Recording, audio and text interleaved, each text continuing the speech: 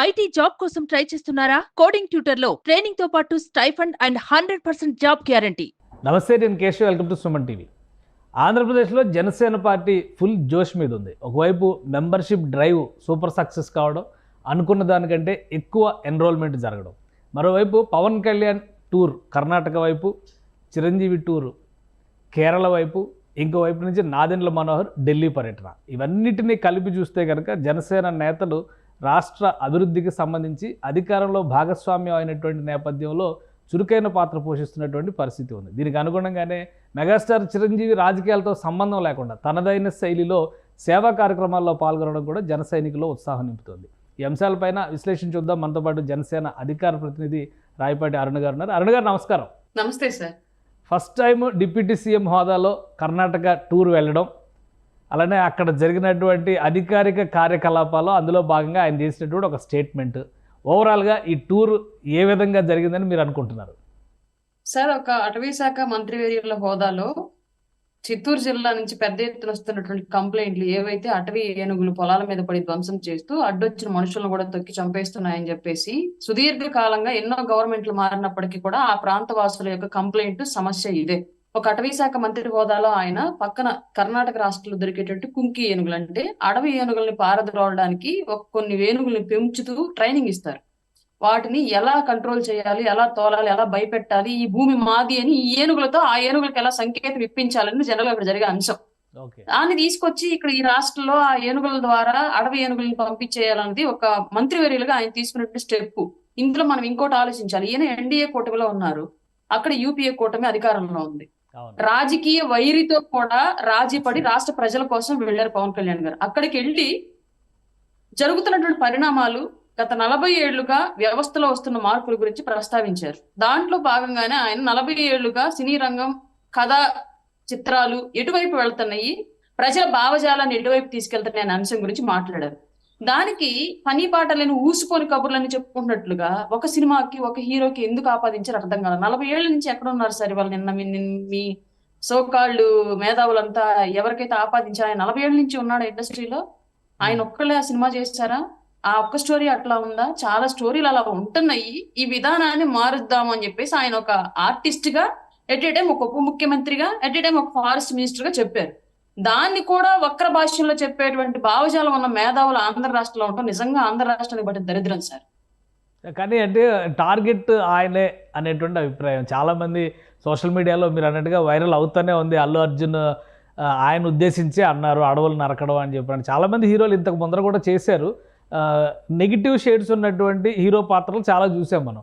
కానీ స్పెసిఫిక్గా ఆయన అన్నటువంటి పదం అడవులను నరికేయడం హీరోయిజం అవుతుంది అనేటువంటి మాట ఆ సినిమాకే ఆపాదించారు, పుష్ప సినిమాకే ఆపాదించారు అని అంటే ఇది అంగీకరించలేమో. ఎందుకంటే నాదెండ్ల మనోహర్ గారు ఒక సింగిల్ లైన్ క్లారిటీ ఇచ్చారు, పవన్ కళ్యాణ్ గారు ఎవరిని ఉద్దేశించి అనరు అనేటువంటి మాట ఒకటి చెప్పారు.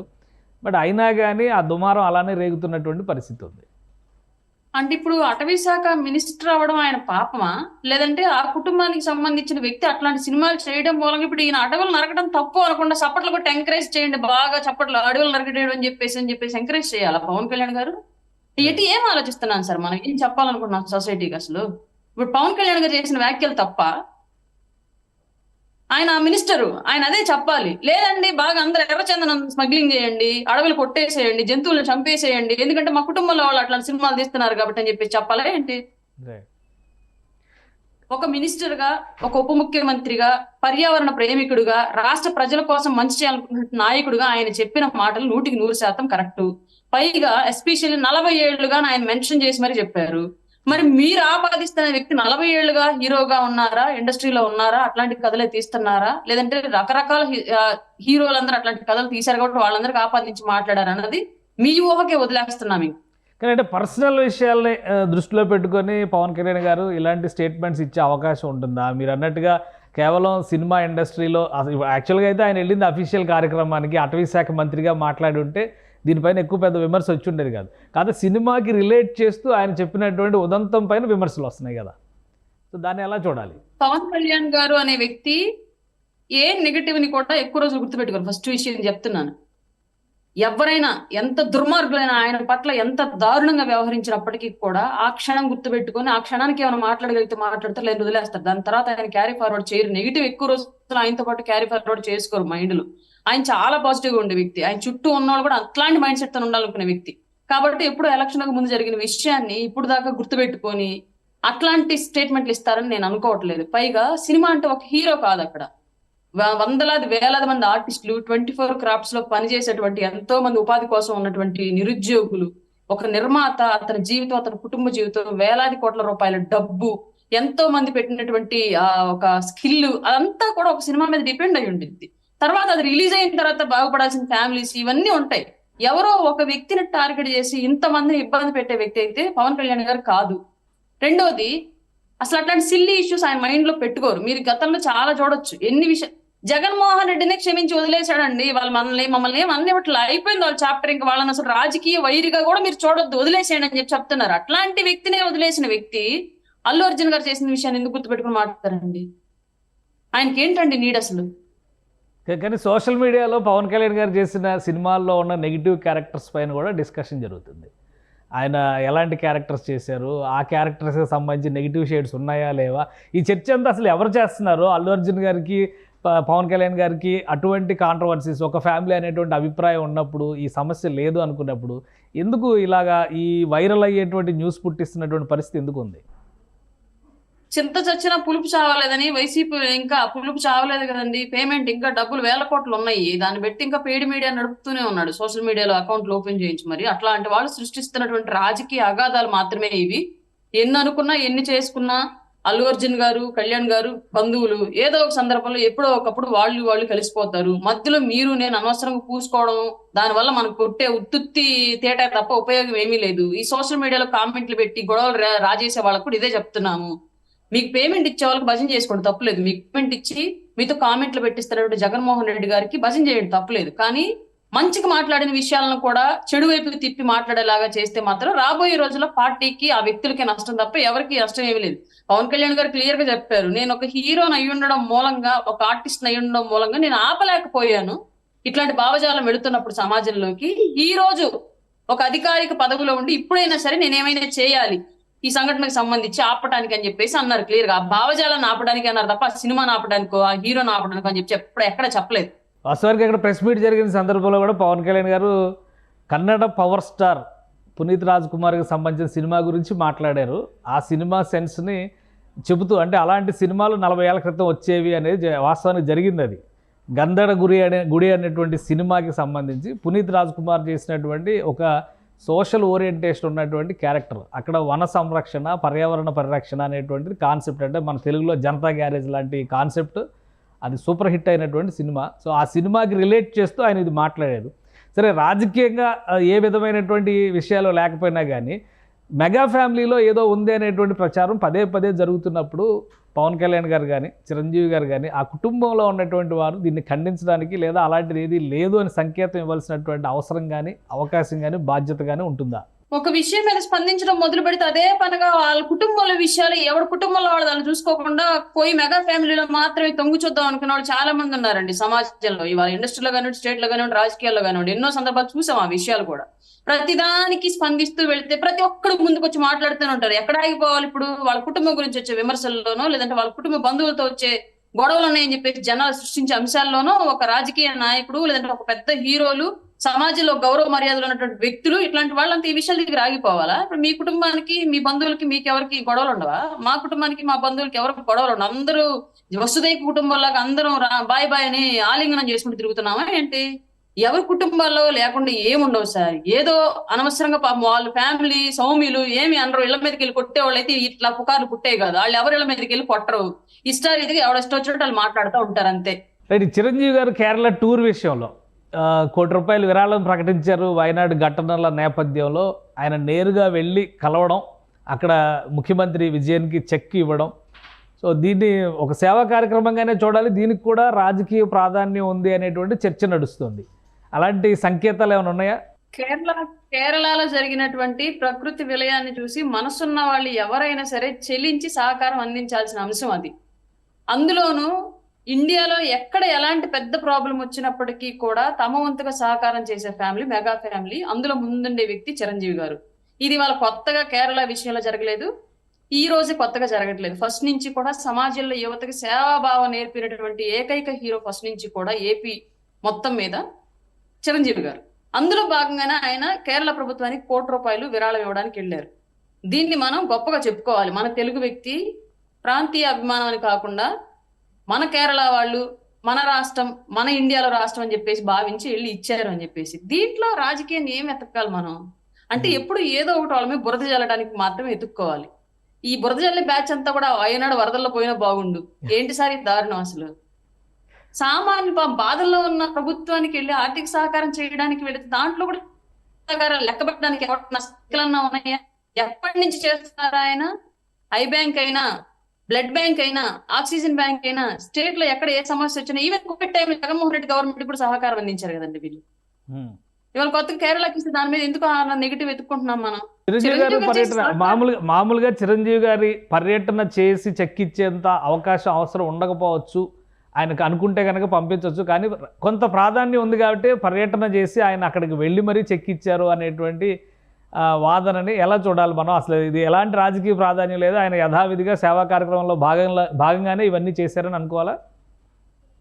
ఒక ముఖ్యమంత్రిని ఇండస్ట్రీలో పెద్దగా ఉన్నటువంటి చిరంజీవి గారు వెళ్ళి స్వయంగా కలిసి ఇవ్వడం అనేది ఆయన చూపించేటువంటి, చేస్తున్న సహాయంలో కూడా చూపించేటువంటి కృతజ్ఞత. ఇది బుద్ధున్న వాళ్ళకి ఎవరికి తప్పుగా అనిపించదు. మనం ₹10 ఇస్తేనే మనం నేరుగా వెళ్ళి 10 కెమెరామెన్లు పిలుచుకొని 100 మందిని జనాలను పిలుచుకుని ఇచ్చే ₹10 మళ్ళీ మనం చేసుకునే గ్రూప్ లో పబ్లిసిటీ 10 ఛానల్స్ పెట్టుకొని 10 గ్రూపుల్లో పెట్టుకొని ₹10కి 25 లక్షల ప్రచారం చేసుకుంటాము. చిరంజీవి గారు మాత్రం చెక్కు డైరెక్ట్ గా వెళ్ళి ఇవ్వకూడదు, అది తప్పైపోయింది జనాలకి. చెప్పారు కదండి, వాళ్ళు ఇళ్ల మీదకి వచ్చి కొట్టరు, ఇళ్ల మీదకి వచ్చి కొట్టేవాళ్ళు కనుక అయితే ఇట్లాంటి పుకార్లు వాళ్ళ మీద రేపరు. వాళ్ళు సౌమ్యులు కాబట్టి రాష్ట్రంలో ప్రతి ఒక్కళ్ళ బుద్ధి వాళ్ళ వైపు వంకరగానే చూసిద్ది. అదేం దౌర్భాగ్యం. వాళ్ళు మాత్రం జనాలందరినీ ఎన్ని చేసినా సరే క్షమించి ముందుకు వెళ్తానే ఉంటారు, అడిగిన వాళ్ళకి సాయం చేసుకుంటూ వెళ్తానే ఉంటారు. వాళ్ళు చేసుకున్న శాపమో వీళ్ళు చేస్తున్న పాపమో మాకు అర్థం కావట్లేదు.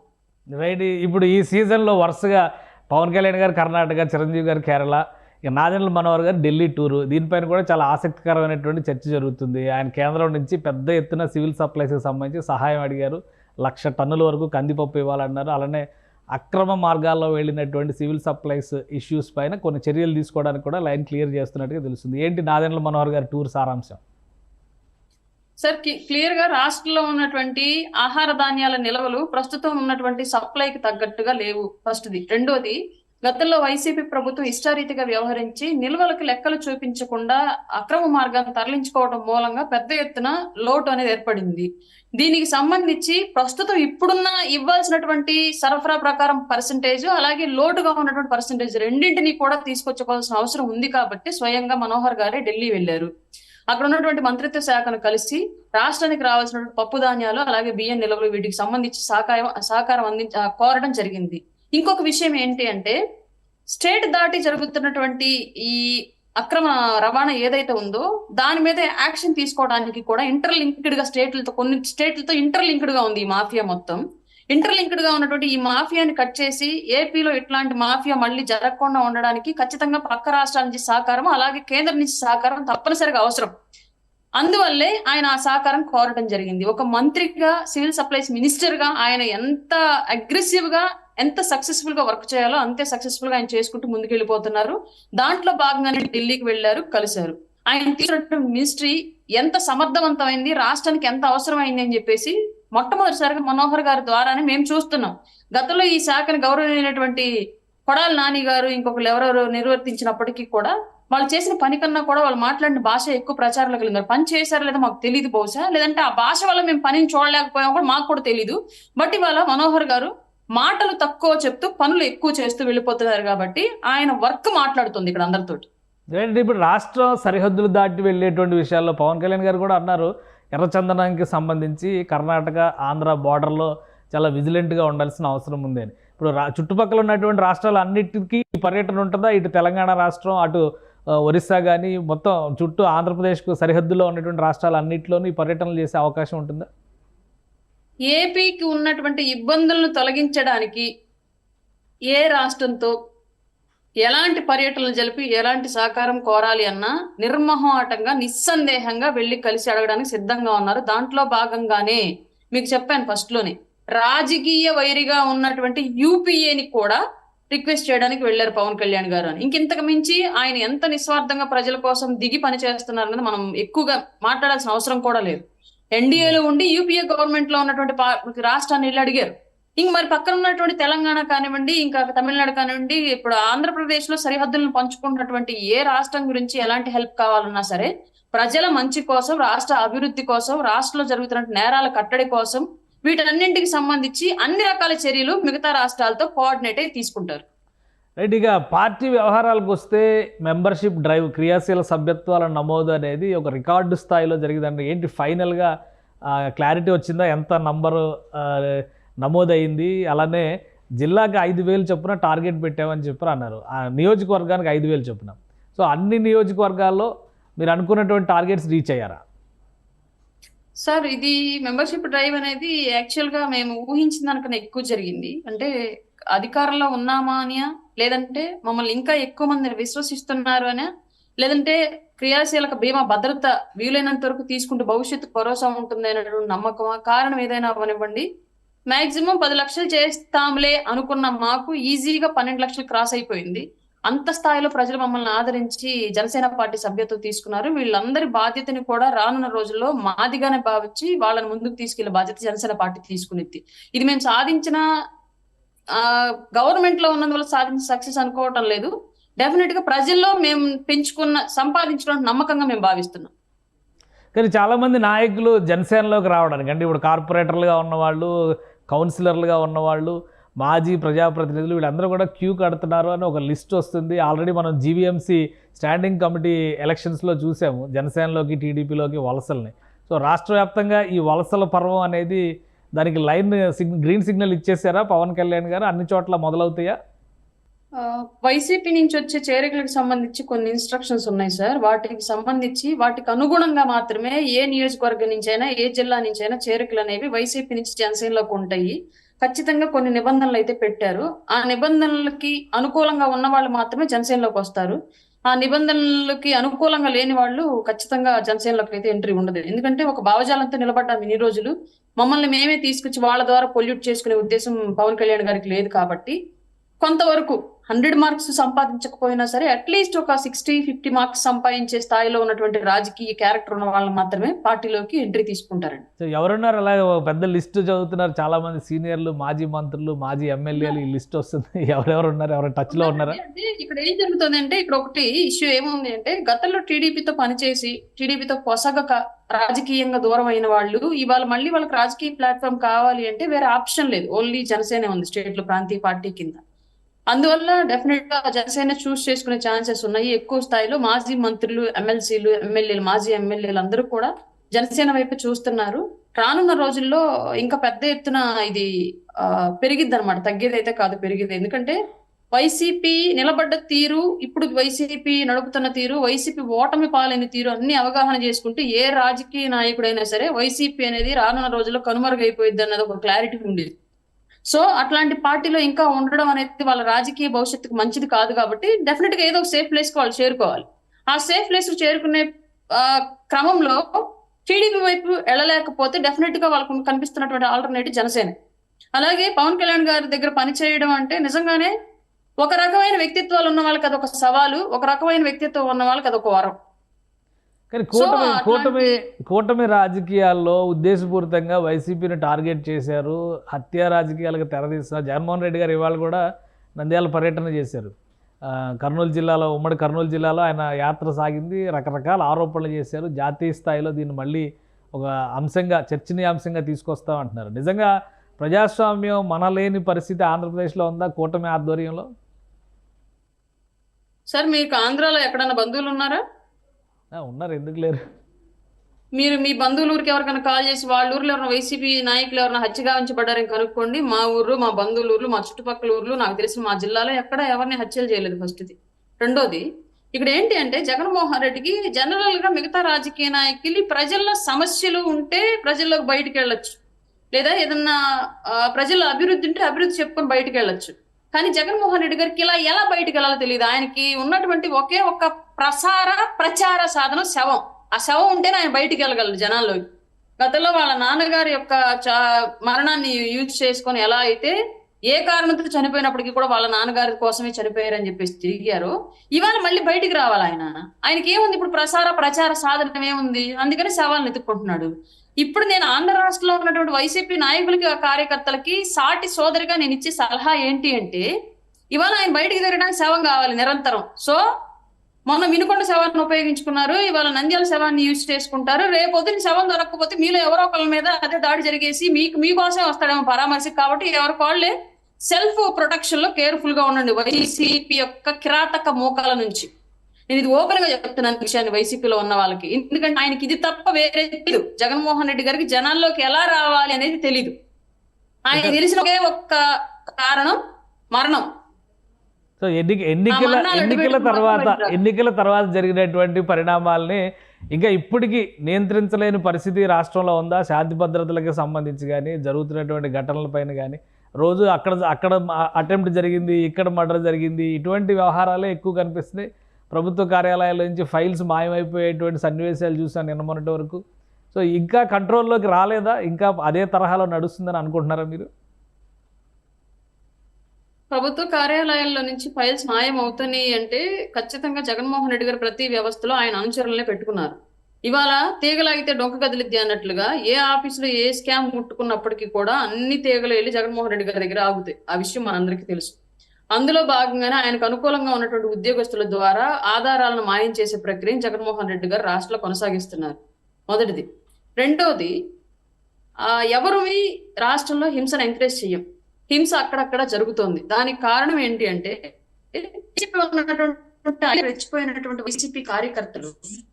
అన్నగారు జగన్మోహన్ రెడ్డి గారు చాలా బలమైనటువంటి విమర్శలు చేస్తున్నారు ఒకటి. రెండోది, కేంద్ర ప్రభుత్వమే సెక్యూరిటీ బాధ్యతలు కూడా జగన్మోహన్ రెడ్డికి సంబంధించి తీసుకోవాలనేటువంటి నిర్ణయం ఉంది. సో ఈ రెండు అంశాలని చూసినప్పుడు రాష్ట్రంలో ప్రభుత్వం బలమైనటువంటి నిర్ణయాలు తీసుకోలేకపోతుందా, లేదంటే ఈ హింసని అణచడంలో కానీ శాంతి భద్రతలను కాపాడడంలో కానీ విఫలమవుతుందనేటువంటి సంకేతం ఇస్తున్నారా? విపక్ష నేతకి కేంద్రమే భద్రత కల్పించే బాధ్యత తీసుకోవాలనుకోవడాన్ని ఎలా చూడాలి? విపక్ష నేతకి అసలు ఎవరి వల్ల ముప్పు ఉంది? ఫస్ట్ది, గతంలో ఈయన చేసినటువంటి హత్యల్లో పాలు పంచుకున్నటువంటి ముద్దాయిలు వాళ్ళ కుటుంబ సభ్యులు వాళ్ళ ద్వారా ఉందా, బాధితులు వాళ్ళ కుటుంబ సభ్యుల ద్వారా ఉందా, లేదా నిజంగానే ఇప్పుడు ఉన్నటువంటి ప్రభుత్వంలో ఉన్నటువంటి వ్యక్తుల ద్వారా ఉందా అన్నది ప్రధానంగా మనం తేల్చుకోవాల్సిన అంశం. ఇప్పుడున్న ప్రభుత్వంలో జగన్మోహన్ రెడ్డి ఓటమితోనే పూర్తయిపోయింది మా బాధ్యత. అంటే అంత ఘోరమైనటువంటి పరాభావం ప్రజలే అతనికి అందించారు. కాబట్టి ఇప్పుడు అతన్ని మళ్ళీ పట్టించుకొని అతని మీద ఏదో దాడులు చేసి మళ్ళీ ప్రజల సింపతి క్రియేట్ చేసేటువంటి ఒక తప్పు పరిస్థితి, తప్పు పనులు ఎన్డీఏ కూటమి చేయదు.